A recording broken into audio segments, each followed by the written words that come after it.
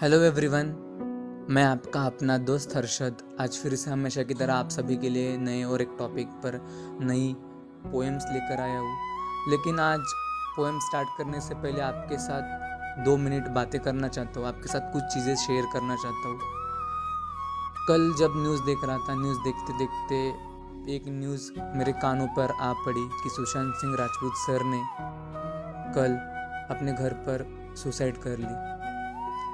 ये न्यूज़ सुनते ही मेरे दिल में एक सवाल ज़रूर उठा कि हम हमारे लाइफ को इतने सस्ते में, इतने हल्के में क्यों लेते हैं। हमारी लाइफ इतनी अनमोल होती है, इतनी खूबसूरत होती है, तो हम इन जैसे सुसाइड करने जैसे इतने बड़े बड़े कदम क्यों उठाते हैं। हर इंसान के लाइफ में दुख, गम, परेशानियाँ, मुश्किलें, चुनौतियाँ सब चीज़ें होती रहती है, लेकिन ये चीज़ें हमेशा टिकती नहीं है। एक दिन जो मुश्किलों के बादल होते हैं, चुनौतियाँ होती है, सब हट जाएंगे। तो आप इससे क्यों डरते हो यार? डटकर सामना करो, मुकाबला करो। आपको एक दिन मंजिल ज़रूर हासिल होगी। आप एक बार सामना तो करो यार, डटकर खड़े तो रहो उसके सामने। और मैं मानता हूँ कि जब हमारी लाइफ होती है तो हमारे लाइफ के साथ डिप्रेशन, टेंशन, बेचैनी, चुनौती, स्ट्रेस, ये सारी चीज़ें हमारे साथ जुड़े होती है और यही चीज़ें हमें इंस्पायर करती है कि हमें हमारी लाइफ किस तरीके से जीनी है।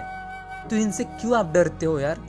सामना करो ना, डटकर मुकाबला करो। अपनी लाइफ को एक चुनौती के तौर पर लो, एक वॉर के तौर पर लो। और जिस दिन आप इन मुश्किलों का सामना करोगे, डटकर उस मुश्किलों के सामने, चुनौती के सामने, डिप्रेशन के सामने खड़े रहोगे ना, उस दिन आपको सक्सेस ज़रूर मिलेगा, आपकी मंजिल आप ज़रूर पाओगे। आप तो चले जाते हो, लेकिन आपके बाद आपके माँ बाप का क्या, अपने भाई बहन का क्या, आपके परिवार का क्या, आपके चाहने वालों का क्या? आपको क्या लगता है अगर सुसाइड कर लिया, आत्महत्या कर लिया, जो भी परेशानियां हैं वो आप साथ में लेकर चले जाओगे? अगर ऐसा सोचते हो ना तो एक गलत है। क्योंकि अगर आप ये सोचते हो ना कि परेशानियां साथ में ले जाओगे, तो साथ में नहीं ले जाओगे। आप अपने माँ बाप के ऊपर, अपने परिवार के ऊपर, आपके भाई बहन के ऊपर, आपके रिश्तेदार के ऊपर, आपके चाहने वालों के ऊपर वो सारी परेशानियां थोप दोगे और आप उनको परेशानी में डालकर खुद तो चले जाओगे, लेकिन वो उनकी लाइफ, उसके बारे में क्या? आप तो उनको दर्द में छोड़कर चले गए। जब हम जन्म लेते हैं तो माँ के बारे में तो सोचो, जो 9 मंथ्स तक हमें पेट में रखती है और इतने तकलीफों के बाद हमें वो जन्म देती है।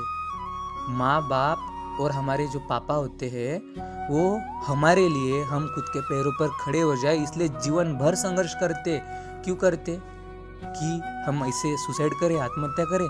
नहीं, वो हमें इस काबिल करना चाहते हैं कि हम हमारे पैरों पर खड़े हो जाए, और जब उनकी आंखें थक जाए, जब उनकी बॉडी उनको साथ ना दे, जब वो बूढ़े हो जाए, तो हमसे वो उम्मीद रखते हैं कि हम उनका साथ ज़रूर निभाएंगे, हम उनको सपोर्ट ज़रूर करेंगे। इस उम्मीद के साथ वो उनका जीवन हमारे साथ बिताते हैं। और हम क्या करते हैं? छोटी छोटी चीज़ों से डर जाते हैं और सुसाइड, आत्महत्या कर लेते हैं। और मेरी एक बात हमेशा याद रखना, जिंदगी में कोई भी हार इतनी बड़ी नहीं होती कि उसके सामने जिंदगी हार जाए। और जब भी कभी आत्महत्या करने का ख्याल आपके दिमाग में आ जाए ना, तो एक बार माँ बाप के बारे में ज़रूर सोच लेना कि उन पर क्या बीतेगी।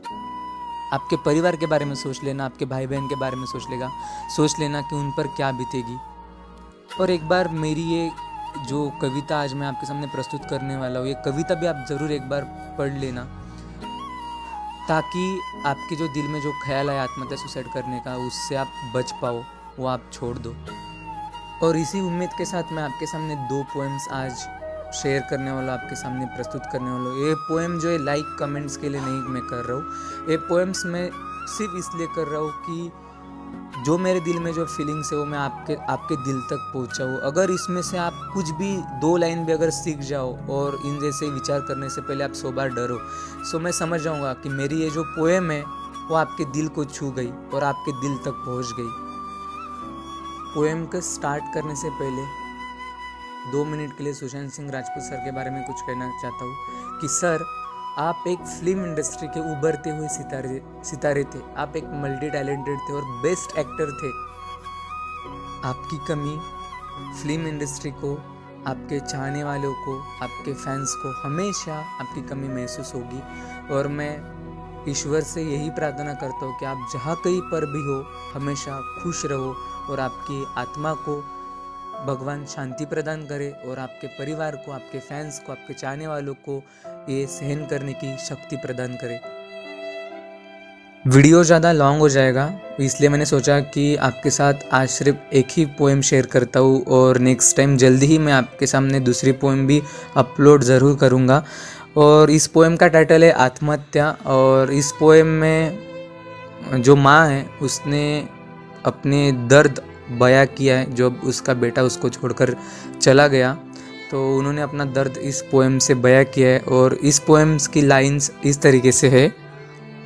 ऐसा क्या हुआ रे लाडले जो तू उठता ही नहीं, ऐसा क्या हुआ रे लाडले जो तू उठता ही नहीं, कैसा पड़ा है उधेड़ सा कि हिलता भी नहीं। आज तुझे नहीं सुलाना चाहती हूँ मैं, आज तुझे नहीं सुलाना चाहती हूँ मैं, उठ जा रे, ऐसा क्या हुआ रे लाडले। सब समझ गई मैं, अब जल्दी से माँ कह दे मुझे, सब समझ गई मैं, अब जल्दी से माँ कह दे मुझे। लोग कहते हैं कि बेटे को संभाल न पाई मैं, कैसे समझाऊं इन्हें कि तुझे तो आंचल में छुपाते आई हूँ मैं। लोग कहते हैं कि बेटे को संभाल ना पाई मैं, लेकिन कैसे समझाऊं इन्हें मैं कि तुझे तो आंचल में छुपाते आई हूँ मैं।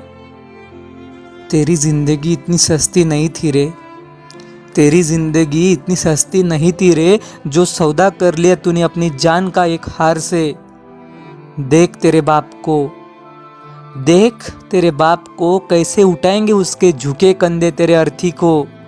अब तू ही बता दे आज कैसे आग लगाएगा ये बाप अपने कलेजे को। अब तू ही बता दे आज कैसे आग लगाएगा ये बाप अपने कलेजे को। ना ले जाओ मेरे लाडले को, कह दे रे कि ये तो तेरी एक शरारत थी। ना ले जाओ मेरे लाडले को, कह दे रे कि ये तेरी एक शरारत थी। कहाँ छोड़ा है मेरे लाडले को जो घर आता ही नहीं, कहाँ छोड़ा है मेरे लाडले को जो घर आता ही नहीं।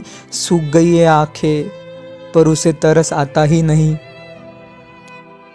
आजा रे लाडले, एक कैसी सज़ा दे दी तूने हमें प्यार की। आजा रे लाडले, कैसी सज़ा दे दी तूने हमें प्यार की। तेरी हर एक याद झंझोड़ती है हमें, अब तो ये घर खंडर सा लगता है हमें। बस एक सवाल का जवाब दे दे हमें, बस एक सवाल का जवाब दे दे हमें। क्यों दो जिंदा लाशें बना दी हमें, क्यों दो जिंदा लाशें बना दी हमें।